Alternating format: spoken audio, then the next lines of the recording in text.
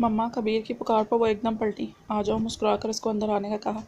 सालार ने जो नादिर मशवरा रात को इसको दिया था, इस पर वो खुद हैरान था कि इसके भाई के अंदर से मशवरा निकला है। इसे तो इसने झिड़क दिया और भगा दिया। अपने बाप को वो अच्छे से जानता था, मगर करनी इसने अपनी ही होती थी। तभी इसने माँ के पास जाना मुनासिब समझा। क्या हुआ, वो इसकी पुरसोच नज़रों की जानिब देख कर हंस दी। कबीर मुस्कुराया। मुझे एक लड़की पसंद आ गई है, शादी करना चाहता हूँ इससे। इसने कहा तो मदीहा ज़रा सा चौंक गई। अपनी बहन की बेटी तो उन्होंने भी कबीर के लिए पसंद की हुई थी।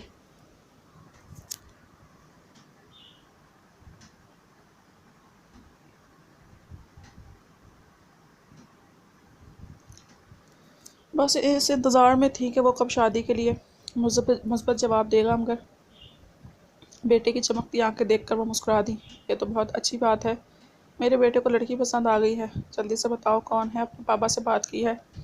उन्होंने पूछा। इनके मुस्कुराने पर कबीर भी एकदम खुश दिखाई देने लगा। जी की थी बाबा से बात, इसने सोफे पर सुकून से बैठते हुए कहा। फिर क्या जवाब दिया उन्होंने? वो इनका जवाब जानती थी, फिर भी उन्होंने पूछ दिया। वो एमन और मेरी शादी की बात कर रहे थे, और ये मुमकिन है वो लड़की मुझे बिल्कुल पसंद नहीं। कबीर ने एमन को सोचते हुए जवाब दिया।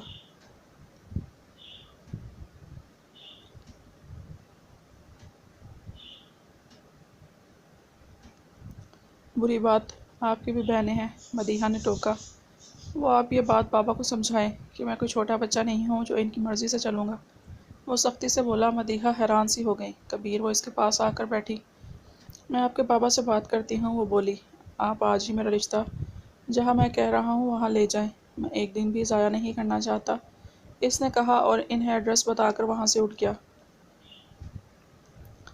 मदीहा यूं ही बैठी रह गई। देख यार, ज़बरदस्त लड़की है, जैन की तरफ मोबाइल बढ़ाते हुए वो बोला।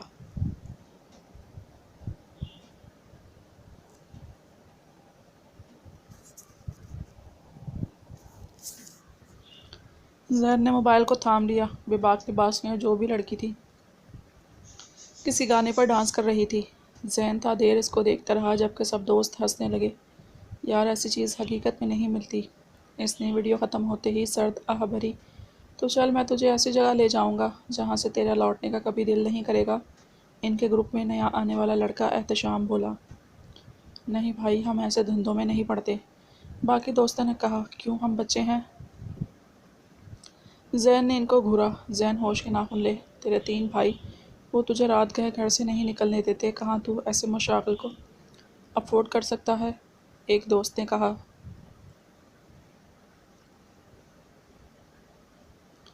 यार, सरार भैया आ गए हैं, वो सब संभाल लेंगे, बस तुम लोग चलने का प्लान बनाओ, वो बोला। तो एहतशाम हंसा। ऐसा लग रहा है बरसों से बताए बैठा था अपनी ख्वाहिश। एहतशाम ने जवाब दिया। ना पूछ यार, जैन ने कहका लगाया तो सब हंस दिए। और तेरी चश्मिश का क्या होगा? दूसरे दोस्त ने पूछा। क्या होना है, वो अब तो अपनी ही है। ब्रो, जैन ने आंख मारी। काफ़ी दिन हो गए थे इसने रास्ता नहीं काटा था इसका। आंखों में एकदम इसको सोचते हुए चमक सी उभरी। चल ठीक है, आज रात का ही प्लान बनाते हैं, एहतशाम बोला। भाई, मैं शामिल नहीं हूँ, एक ने इनकार किया। जैन ने इसको घूरा। हम सब जाएंगे समझा, इसने जवाब दिया। और एहतशाम ने मायने खेज मुस्कुराहट के साथ एक नंबर डायल किया और अपनी जगह से उठ गया। आता हूँ मैं, इसने कहा और एक तरफ हो गया। हाँ सुनीता भाई, अब अपना माल तैयार रख कर लेना, अमीर लड़के हैं, एहतशाम ने धीमी आवाज़ में कहा और फ़ोन बंद कर दिया और वापस इनके पास आ गया। जिन्होंने आज कॉलेज बंक कर दिया था, जबकि सुबह वो परेशी और अमल के साथ कॉलेज आया तो था, मगर दीवार फलांग कर वो सब दूर निकल गए थे। भैया, आज रात में लेट घर आऊँगा, दोस्त के घर स्टडी का प्लान है। सालार और कबीर इकट्ठे ही बैठे थे। जैन एकदम ऑफिस आया।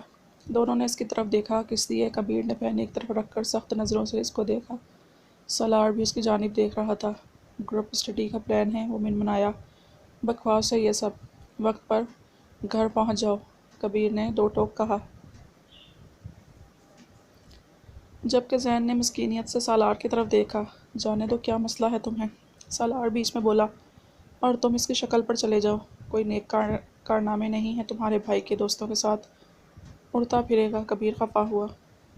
कुछ नहीं होता, सालार बोला। और जैन साहब, ये बस आज के लिए اور تم رات 10 بجے سے پہلے گھر ہو۔ اس نے کہا، بھائیو 10، بس 10 تک تو ایک کام بھی پورا نہیں ہوگا۔ زین نے پاؤں پٹکے، میں تمہیں بتاتا ہوں۔ کبیر ایک دم کرسی سے اٹھا، زین سالار کے پیچھے چھپ گیا۔ میں 12 بجے آ جاؤں گا، زین نے کہا۔ کبیر نے نفی کی۔ اچھا 1 منٹ، 11:30، اس سے زیادہ نہیں، سالار بولا۔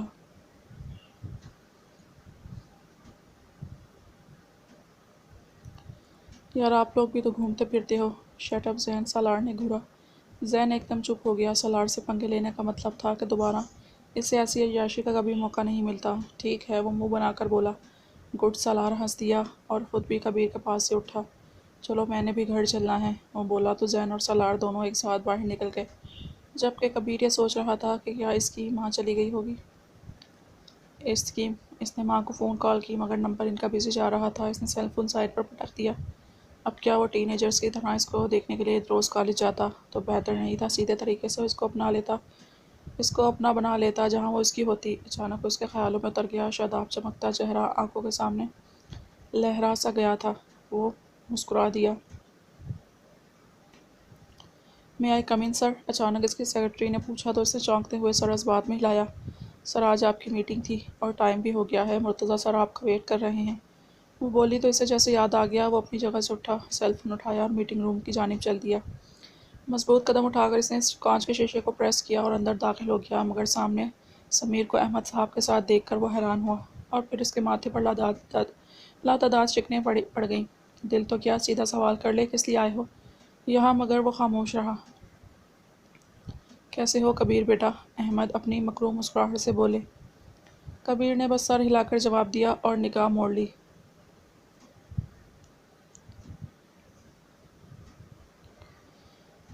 جبکہ سمیر نے اس کی جانب دیکھا، لبوں پر مسکراہٹ تھی، جیسے کہ اس کو چڑھا کر اور یہاں آ کر حیران کر کے وہ بہت خوش ہوا ہو۔ سمیر پہلے اس کا پارٹنر رہا تھا، مگر اپنی سیکرٹری کے ساتھ اس کو زبردستی کرتے دیکھ کبیر نے سمیر کا کچھ نہیں چھوڑا تھا، اور اس کا پیسہ اور اس کو اور اس کے باپ کو اس نے دھکے دے کر نکال دیا تھا۔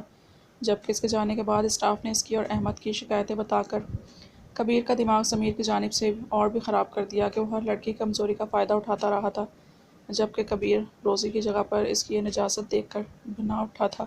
اس نے یہ بات مرتضیٰ کو یا پھر کسی کو نہیں بتائی تھی سوائے سالار کو، اور سمیر کو نکالنے کی وجہ پوچھی تو اس نے کوئی بہانہ بنا دیا۔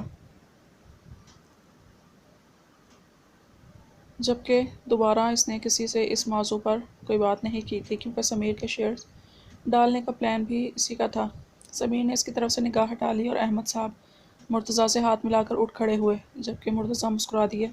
باقی بھائیوں سے بھی انہوں نے ہاتھ ملایا، اور جب کبیر سے ملانے لگے تو وہاں سے اٹھ کر مرتضیٰ کے پاس آ گیا۔ احمد نے اپنا ہاتھ پیچھے کیا اور سمیر نے نخوت سے اس کو دیکھا اور وہاں سے باہر نکل گیا۔ کیوں آئے تھے یہ لوگ؟ کبیر نے بے تابی سے پوچھا۔ بتاتا ہوں، گھر چلو، میٹنگ کل کر لینا، مرتضیٰ نے کہا، اور خود بھی وہ سب اٹھ کر گھر کے لیے نکل گئے۔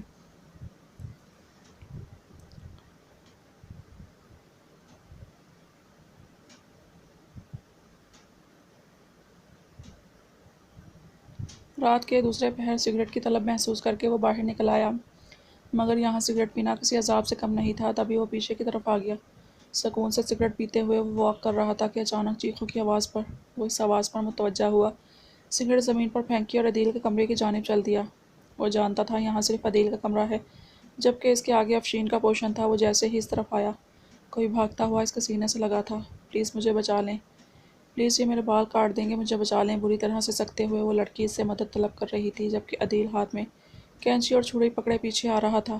ادھر آ، تو وہ اپنی توتلی زبان میں بولا۔ سالار نے یہ منظر دیکھ کر حیران تھا، یہ لڑکی اس پاگل کے پاس کہاں سے آئی؟ لڑکی عدیل کو دیکھ کر جلدی سے سالار کے پیچھے چھپ گئی، جبکہ عدیل چلتا ہوا سالار کے پاس آیا۔ سالار عدیل نے سہم کر اس کو دیکھنے لگا۔ میں تمہیں بھی مار دوں گا، وہ بولا۔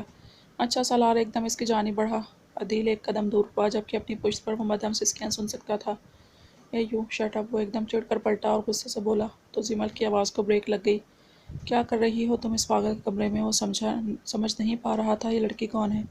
زمل نے سرخ نظروں سے اس کی جانب دیکھا، جبکہ عدیل نے چیخنا شروع کر دیا۔ اف، سالار نے تب کر اس کی چیخوں پکار سنی، اس سے پہلے کہ وہ اس کے منہ پر تھپڑ جڑ دیتا۔ افشین دوڑتی ہوئی ان تک پہنچی۔ ہائے میرا بچہ! انہوں نے روتے ہوئے عدیل کو گلے سے لگا لیا اور زمل کو پھاڑ کھانے والی نظروں سے دیکھا۔ جو سالار کے پیچھے کھڑی تھی ایک دم افشین کو دیکھ کر اس کا دم خشک ہوا اور وہ اس کے پیچھے سے نکلی۔ تم یہاں کیا کر رہے ہو سالار؟ افشین نے سالار سے پوچھا۔ آپ اس پاگل کو پاگل خانے کیوں نہیں پہنچاتی؟ اور منہ پھٹکی تو اس پر انتہا تھی۔ سالار بیٹا ہے وہ میرا۔ افشین ایک دم تپی۔ آپ بتا ہے مجھے اور یہ لڑکی کیوں تھی اس کے کمرے میں؟ آپ جانتی ہیں وہ چھری سے اس کے بال کاٹنے والا تھا۔ سالار بولا۔ وہ تمہارا مسئلہ نہیں ہے، وہ اس کی بیوی ہے، جو مرضی کرے اس کے ساتھ، افشین نے غصے سے کہا، جبکہ سالار تو چونک کر رہ گیا۔ اور تم اندر جاؤ عدیل کو لے کر۔ زمل کو غصے سے دیکھ کر وہ بولی۔ ایک منٹ۔ سالار نے بنا لحاظ کے زمل کا ہاتھ پکڑ لیا۔ زمل نے حیرانگی سے اس کو دیکھا۔ پہلی بار اس گھر کے کسی فرد کو دیکھا تھا، ورنہ جس اذیت میں وہ تھی کوئی جان بھی نہیں سکتا تھا۔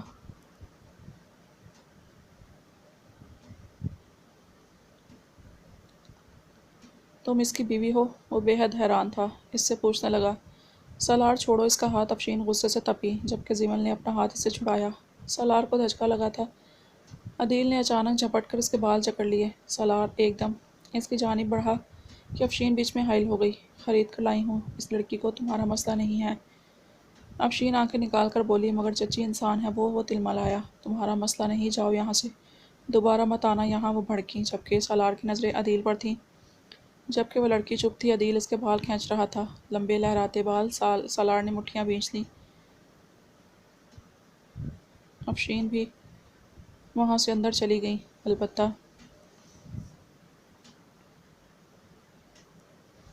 سالار اب بھی اس بند دروازے کو دیکھ رہا تھا۔ وہ نہ چاہتے ہوئے بھی وہاں سے پلٹا اور اپنے گھر کی طرف آیا۔ تبھی زین بھی اندر داخل ہوا۔ سالار کی توجہ اس کے ڈگمگاتے قدموں پر نہیں گئی تھی، کیونکہ وہ بے حد حیرانگی اور شاک کا شکار تھا۔ وہ سیدھا مما کے کمرے میں گیا، جبکہ زین جلدی سے اپنے کمرے میں بھاگ گیا۔ آجاؤ میرے چاند، وہاں کیوں کھڑے ہو؟ وہ دونوں ہی جاگ رہے تھے۔ مدیحہ نے کہا۔ سوال کرنا ہے ایک، وہ سنجیدگی سے بولا۔ بیٹے تمیز لحاظ بھی کوئی شے ہے، آؤ بیٹھو آرام سے بات کرو۔ مرتضیٰ نے ٹوکا اور سالار بیٹھ گیا۔ مما عدیل کی شادی کب ہوئی؟ وہ بھی ایک باشعور لڑکی سے؟ وہ حیرانگی کی انتہا پر تھا۔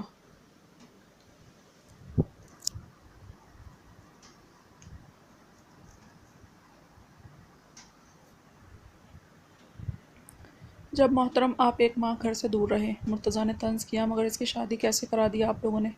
سالار بھڑکا۔ یہ افشین کی ضد تھی بیٹا، ہم نے تو اس لڑکی کو آج تک دیکھا بھی نہیں۔ مدیحہ افسوس سے بولی۔ سالار نے مٹھیاں بند کر لیں۔ تبھی کبیر بھی کمرے میں آیا۔ مدیحہ ذرا شرمندہ سی ہو گئی، جانتی تھی وہ کیا بات کرنے آیا ہے۔ کبیر اندر آیا، مدیحہ کی طرف دیکھے بنا مرتضیٰ کی جانب متوجہ ہوا۔ آپ نے بتایا نہیں بابا، سمیر کیوں آیا تھا؟ وہ خبیث کیا کرنے آیا تھا؟ سالار ایک دم بولا۔ غصہ تو اسے عدیل پر بھی بہت آ رہا تھا۔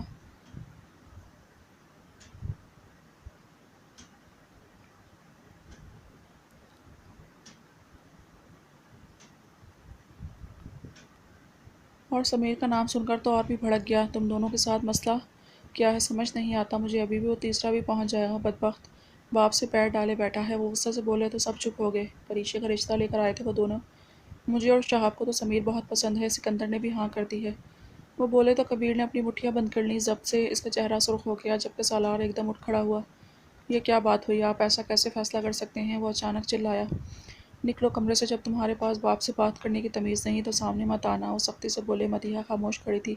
سالار غصے سے نکل گیا۔ مزید رکتا تو واقعی لحاظ بھول جاتا۔ البتہ کبیر نے باپ کی طرف دیکھا۔ ایسا نہیں ہوگا بابا، وہ لڑکا ہماری پریشے کے قابل نہیں۔ وہ تحمل سے بولا۔ ہم فیصلہ کر چکے ہیں، ہمیں کوئی برائی نہیں لگتی۔ مرتضیٰ بولے۔